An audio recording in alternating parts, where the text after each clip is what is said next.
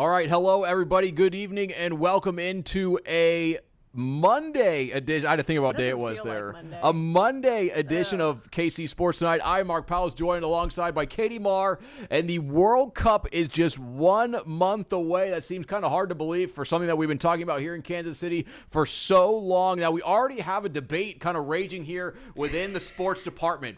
Leave it in the comments. What's your opinion? So here's the question. I was writing up some of these graphics for our show today, and I wanted to say T minus 1 month to the World Cup. I wrote T dash minus 1 month to the World Cup, and Katie is saying that's incorrect. I think it's T dash 1, and like the dash is the minus. I think but you're I'm right. Not sure. But then I started to type that one out in the graphics, right. and it doesn't look right. But now that the more I look at T minus on there on the screen, I don't think that looks right either. I don't think it looks right either. I think it has to be. Did you write out it like phonetically, like not phonetically, but like the actual word, like O-W or oh my God, O-N-E? O-N-E? Yeah, I did, instead of the numeral. I think you have to do the numeral. All right, we're gonna try that. We're gonna do this live. We're gonna do this live on the change. stream, baby. So if you guys have anything to say about this, let us know in the comments. I guess that means Katie won the debate because I changed. I folded. I think that's right. I folded like I got pocket twos right there, just completely out of that. But if we're wrong, let us know in the comments. So I'm not actually sure. And if you care that much, maybe let's reassess some things. All right, but T minus 1 month to the World Cup, which really is kind of crazy to say. Katie, the reason I want to put this in the show is, like, we keep hearing that Kansas City doesn't really know what's coming. The World Cup's going to be the biggest thing we've ever seen. We've seen some of the chatter out there from the hotel world that they're maybe questioning if it's going to be the biggest thing that we've ever seen. But my question for you is, what are you most excited to see when the World Cup comes to town? Because I really haven't thought about it. I'm just excited to see how people from other countries get excited for their country that they're watching here. Like one of the best things in sports is just watching fans get excited about their team. Like, there's no better feeling than watching your team go be successful and win games and do whatever. And obviously not everyone's going to win a game here, but it's still going to be exciting for the fans who get to enjoy that experience of watching their team in this once every 4 years type of atmosphere, once in a lifetime for a lot of people. So I'm just excited to watch people from other countries come here and get to watch that. And whether or not there are a lot of people who do that from other countries, that's still up for debate, and we're not going to find that out until it actually happens and we're actually at those games and interacting with those fans.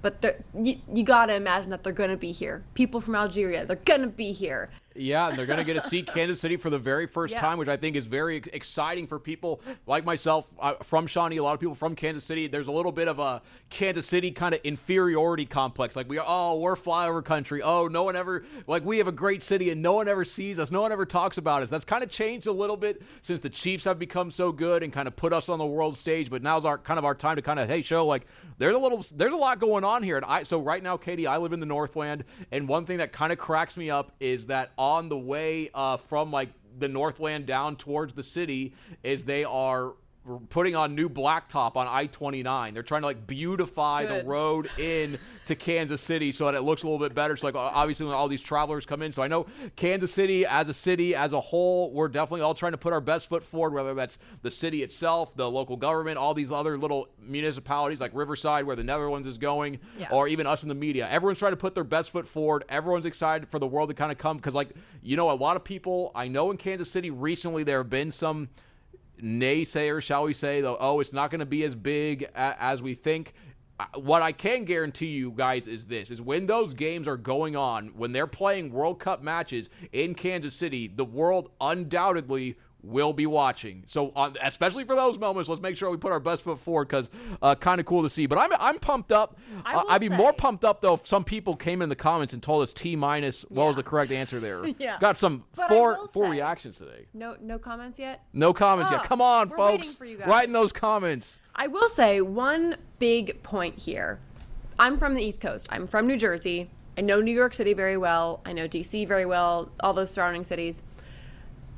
There have to be thousands of fans in the world who are looking at the logistics of which city do I want to go see my team play, blah, blah, blah. If they have multiple options, like, for example, how Argentina plays both here and in Dallas.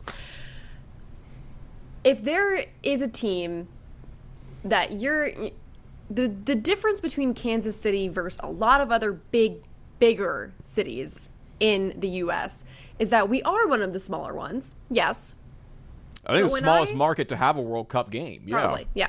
When I tell you, I've seen the price comparisons for what they're charging in New York, which is really New Jersey, stadiums in New Jersey. But when I see the price comparisons, what a typical trip on the train costs to get to MetLife from Penn Station, I believe, it's like $10. They're charging over $100 for those. And typically they are $10. That's ridiculous. I'm from there. My brother lives in Brooklyn. Like, trust me, they are upcharging by the wazoo and other places. And I think there's probably going to be a little bit of like stuff like that happening here. I don't think it's going to be anywhere near as severe and as expensive that this trip is going to be in other cities in the country. So that is something to consider. I think there have to be fans that look at that and say, hey, Kansas City might be the cheapest place for us to go in this World Cup. Hey, well, hey, if there's any reason that gets them here, we'll take them. Excited for the World Cup. 1 month away. Coming up tonight on our KCTV5 News at 6, Sports Director Marlia Campbell actually caught up with Nate Bukaty to talk about all this kind of stuff. He's a perfect guy to talk about because he used to do local radio here in Kansas City. Now he's a national soccer analyst for Fox Sports, CBS, all these different places, Apple TV. He's done some work. So really cool story coming up tonight at 6 p.m. Also will be on our website, kctv5.com. Mark, I have terrible news for you. Okay. I'm Gabe Swartz. Oh, you are. Wow. See, the comments are correct. Whoever did that. My dad just Snapchatted me this. Papa Maher. Getting a shout out. Thanks, See, Ed. I was setting the show up. I knew I didn't do something, and that was that. So let's get your name correct, because I just wrote Marlia. See, that's not even right either. Katie Maher, superstar Katie Maher in the house. All right, there we go. Papa Maher. Superstar Ed Maher. We got superstar Ed Maher. Look at that from the editorial desk. Ed Maher, thank you for that one. So World Cup coming to Kansas City in 1 month. Very excited for that. But a lot going on today in the world of sports. This topic, obviously, pretty serious, so we're going to have a little bit of a change in tone here. But Missouri star running back Ahmad Hardy was down in Mississippi on Saturday night into Sunday morning at an outdoor concert, rap concert, and it looks like it's near his hometown in Mississippi. And the police got called there around 2 a.m. When they got to the site of this outdoor concert, they found that Ahmad Hardy had been shot, as had another person. So after that, Ahmad was taken to a local hospital there in Mississippi. And then today, the University of Missouri announced in a statement released to the media that Ahmad did have surgery, that he is in stable condition. But I think that's something that was pretty stood out to me in this press release, where they said that the timeline for him to return to football is uncertain. Now, still a little bit on the news side of this, from our sister station WDAM down there in Laurel, Mississippi, where this all went down. They report that 3 19-year-old suspects were arrested on the scene, but they have not been charged. So obviously we do hope that justice is carried out in this case. Feel horrible for Ahmad Hardy. He was one of the best returning players in all of college football. Last year, he was a finalist for the Doak Walker Award. This was a guy that many people thought would be in the Heisman Trophy conversation. Obviously, football on the back burner after what has happened with him over the weekend. But Katie, this is a guy that you saw multiple times last season. He's a very, very good football player. Obviously, we're all feeling for Ahmad and his family just due to the situation. But football-wise, this was an incredible player. Yeah, he was a Doak Walker finalist, top 3 running back in the nation for a reason. And I think, when Mizzou fans would look at who they get back next year, the fact that he didn't enter the portal and, the fact that he's coming back for another year, I mean, that was huge for the football program going forward, because he was such a vital part of their team last year. He had just a career year, and, he's a guy that we imagine we're going to see play on Sundays and things like that. So obviously, it's horrible for him and his family. We're glad to hear that he's doing okay. Very happy that the email that we got with that statement was not worse news, and that he's in stable condition now and everything. It sucks, obviously, football wise, because I believe he was shot in the leg, correct? is what ESPN reporting that he was reported. shot in the leg. Yeah, Yep. Obviously terrible football-wise, but again, football-wise is not the most important thing here. The most important thing is that he's okay, and that he's gonna live and go on. But obviously we want to see him back on the field because he's a heck of a player to watch. Yeah, he really is, and hopefully he can kind of recover and get back to 100% and become the player that he was, because I know I want to say after this most recent NFL draft, there was one of those, you see some publications pop up with these right after the way too early next year NFL draft. I was like, all right, I'll click and see if there's any names that have kind of generated buzz, and a guy that was in there as a first-round pick as a running back was Ahmad Hardy. And we know just recently it's so hard to be a running back picked in the first round. But Ahmad Hardy really is that type of player. I think there are a lot of Missouri fans this year that would argue, and I would even say they would argue correctly, that Ahmad Hardy deserved to win the Doak Walker Award over Jeremiah Love. I know there's a lot of Notre Dame fans that would probably disagree with that take. They'd say, look at the hurdles. I would say, look at the yards. Look at I think he averaged 6.4 yards per carry, and he did it. Ahmad Hardy did that while playing in the SEC. Notre Dame doesn't play in a conference. They get to play 5 games against the ACC, and then they get to play a bunch of nobodies. There's a problem. Okay, don't need to get into that argument, but Ahmad Hardy, certainly one of the best running backs in the nation. Tragic news there. Hopefully he bounces back and gets to 100%, because that is one heck of a football player. Katie, anything else on that one? No, obviously just hoping for a speedy recovery and that he's feeling better soon. It's terrible. Absolutely terrible situation. Now, moving on to baseball, the Royals had a pretty successful homestand, I would say, this last week, taking on most recently, I can't believe the Guardians and the Tigers over a weekend set, 6 games here at Kauffman Stadium. And the good news even more good news coming out of this most recent homestand was that Bobby Witt Jr. was named the American League Player of the Week for his week last week. Bobby last week, 407 batting average, 3 homers, and a 1.263 OPS. So that's his combined on-base plus slugging percentage. That is unbelievable. He also had that inside-the-park home run that we saw that was 14 seconds. Yeah, I think it was one of the 4th or 5th fastest inside-the-park homers in the StatCast era. He's unbelievable. And obviously we see what he does defensively in the field. He's unbelievable. So, Katie, I saw earlier, I think it was yesterday, that Bobby Witt Jr. leads all of baseball in wins above replacement. So my question for you, there's a guy, there's Shohei Ohtani, there's Aaron Judge, there's a bunch of good baseball players. But is Bobby Witt Jr. blossoming into the best player in baseball? I think he's for sure up there in the top 5 conversation when you're talking about other players like Aaron Judge and Shohei Ohtani. I think Shohei Ohtani is everyone in the world loves to watch him for obvious reasons. He does it on both sides of the ball, et cetera, pitches, all that fun stuff. But I think that this started back in the World Baseball Classic, where Bobby Witt Jr. kind of, when everyone was watching, shined and did what we see from him all the time, especially at the shortstop position, defensively. And I kind of put other people on notice of that's why they gave him a 10-year contract in Kansas City. Makes sense, I guess. So I think he's for sure. He was already in that conversation. By no means was he number 1, but I think he's in the conversation for a top 3, top 5 selection now when you talk about the best players in the majors. Because, you also do have, are we just talking about hitting? Are we talking about pitching as well? We're talking about it all. Can of worms.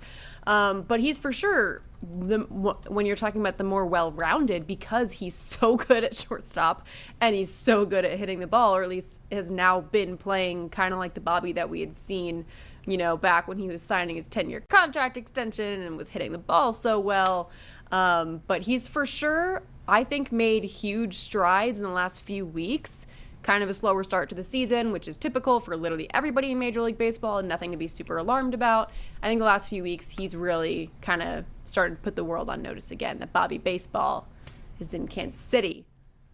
Yeah. No, that's exactly. You really just hit the nail on the head there, because I think kind of maybe going into the last week or maybe the 2 weeks before that, people kind of say Bobby Witt Jr. had not gotten off to the start of the season that he wanted to. He was a good player, but he wasn't playing as a guy that was, one of the best players in baseball. And then last week, I think I was reading that he raised his batting average 20 points in 1 week alone because he's playing so good. And I think people, and just I think it's kind of just this era that we're living in of media coverage, especially in sports. Like, you really need to have those viral moments for your stardom to really pop off. Yeah. Because it's just the nature of how media is consumed these days. Like, that's you get to people through like virality. That's how you really reach them, at least in my opinion. Not that this is a media class, especially when it's a team like in Kansas City where it's a smaller market. Yeah. And like people in New York are like, who's Bobby Witt Jr. like a year or so and then ago. they saw that inside the park home run where he ran from home to home in 14.13 seconds, I think. Whatever it was, extremely fast. And that was kind of the moment like, oh, wow, like this Bobby Witt Jr., like he's actually pretty good. It's like everyone in Kansas City is like, we see this all the time. But you need that viral moment to kind of get out to the rest of the country and be like, hey, guys, this Bobby Baseball is one heck of a player. And then that little Superman slide he did into home plate, that was unbelievable. That's what we love to see. That's why he's one of the best players in baseball. Cool to see that. That's why he has a deal with Whataburger. Hey, amen to that. And they don't choose just anybody. He's a Texas boy. Yeah. So no, shout out to Bobby Witt Jr. Cool for him to see win that AL Player of the Week. And, hey, maybe he will blossom into becoming the best player in all of baseball. Now, some basketball to talk about because yesterday was the NBA draft lottery.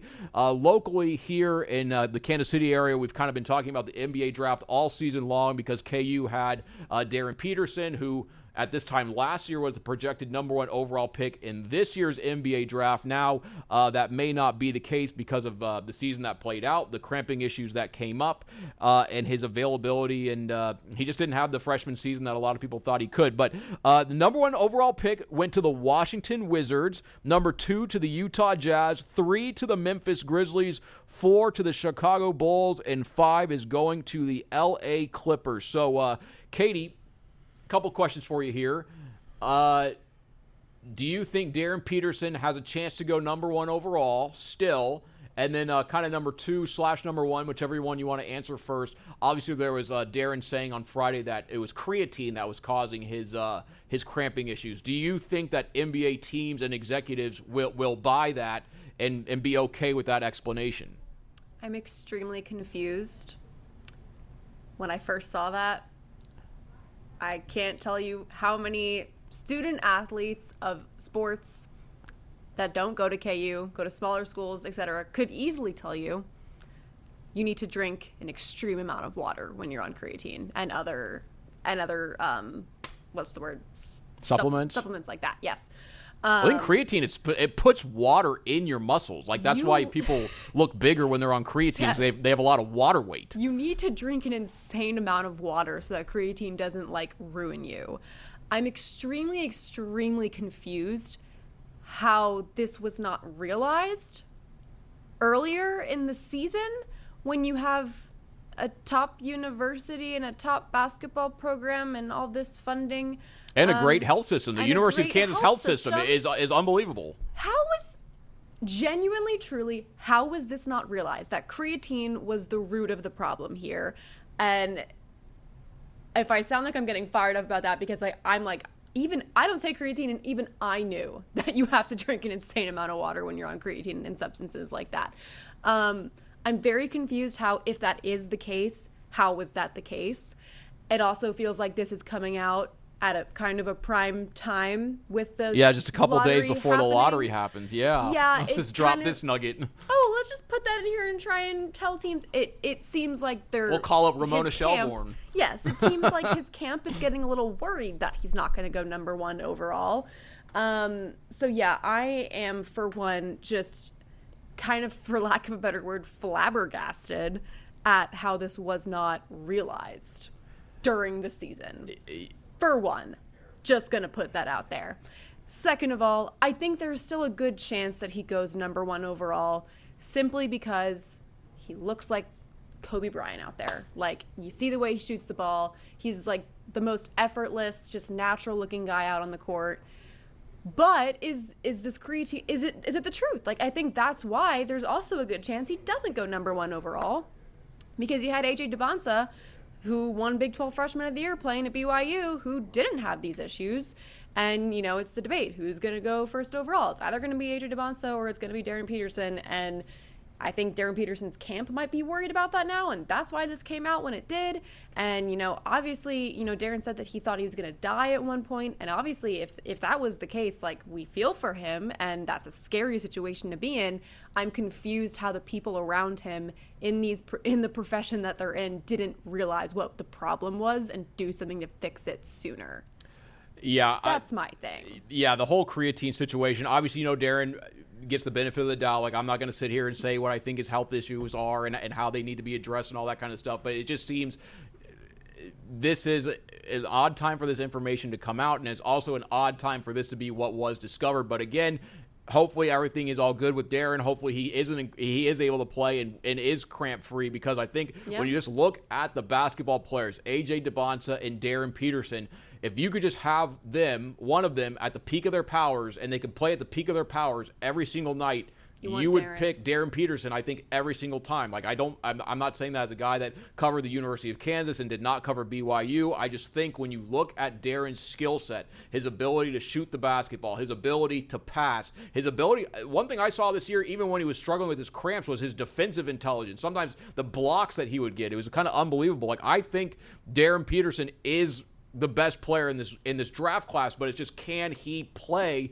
every night? And like, when these you see these NBA contracts, like, eventually, like, if Darryn Peterson or AJ Debonsa becomes as good as a lot of people think they can become, these are guys that are going to be getting contracts that are worth $60 million plus every year. So like, it's like whoever picks number one, it's probably like that GM is probably going to get extended or fired, and there's no in between, because you either pick the right guy and it worked out, or you whiffed and you didn't pick Darryn Peterson and he becomes an incredible player. Yeah. Like, I don't know if there's a kind of a safe, or you pick Darryn Peterson and the cramping issues persist. Yeah. And he doesn't become an incredible player and you get fired. It's a tough situation to be in. Yeah.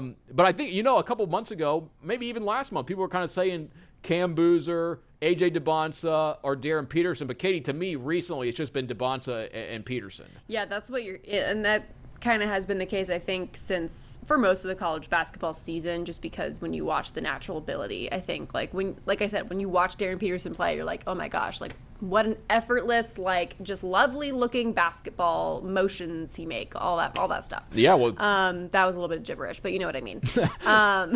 But yeah, like, you got it exactly right. Like, this is either going to go two directions. You're either going to pick Darryn Peterson and it's going to work out, and he's going to become the next Kobe Bryant, like people are saying he looks like, or you're not going to pick Darryn Peterson, and then he's going to go do something else somewhere else, and then you get fired, et cetera, et cetera. But yeah, like we said, it's just strange timing that this is coming out, and I'm not sure how this wasn't uncovered before. Yeah, so hey, we'll see what happens. Obviously, we wish Darryn the best. Actually, kind of interesting thing about this, our meteorologist, Corey Kowich, is a big Washington Wizards fan because he's from the Baltimore area. He popped in the office today, was very excited that the Wizards had earned whatever you want to say, the number one pick through the draft lottery. And I asked, are they going to pick Darryn? And he said no. And he says he thinks they're going to go AJ Debonsa. So I think that's a little bit of a peek into the lens maybe of what Washington, their fans, are thinking about this. And here, obviously, in the KC area, we say Darryn because we saw Darryn play. And he... I can tell you Washington fans are just saying, somebody to save this team. Yeah, they need someone to do that. Well, here's what's interesting. So if Washington did take Peterson number 1 overall, the number 2 pick is Utah. Mm-hmm. And he could stay in Utah. Stay AJ Debonsa could stay in Utah. I mean, he just went there for college, so then, go to... Yeah. I think, isn't BYU... Oh, BYU's Provo. Yes. And then he'll go to Salt Lake City, whatever, if he goes to the Utah Jazz. Hey, so we'll see what happens. Out there. Yeah. Beautiful city. Also, where Gianni Navarro is going. So, all right, that's where her next move is. All right. Gianni can go say hi to AJ. Now she just got mentioned on KC Sports Tonight. All right. Shout out to Gianni. Great weekend anchor here for 3 years. All right, Katie, last story. You were out at the KC Mavericks today. What was going on out there? KC Monarchs. Excuse me, the KC Monarchs. Did I say Mavericks? My bad. You're at the KC Monarchs. You were at the KC Mavericks yesterday. Yes, I was. And you're just so excient about being out there. Playoff hockey night in Kansas City. Yes. Monarchs introduced their new ownership today. Quint Studer. Studer. I keep wanting to say Strudler, and I'm Strudels. I think I'm just hungry. Yes, Quint Studer. Very nice man. Came up and introduced himself to us, so that was cool. He has bought the team, and today they publicly introduced him. And, you know, it's a plethora, I always say that word wrong apparently, of, you know, media and community members and all that. So it's a fun little celebration. Lance Leipold and his wife were there. KU Athletic Director Travis Goff was there. It was very funny when, like, it started and Quint started his speech.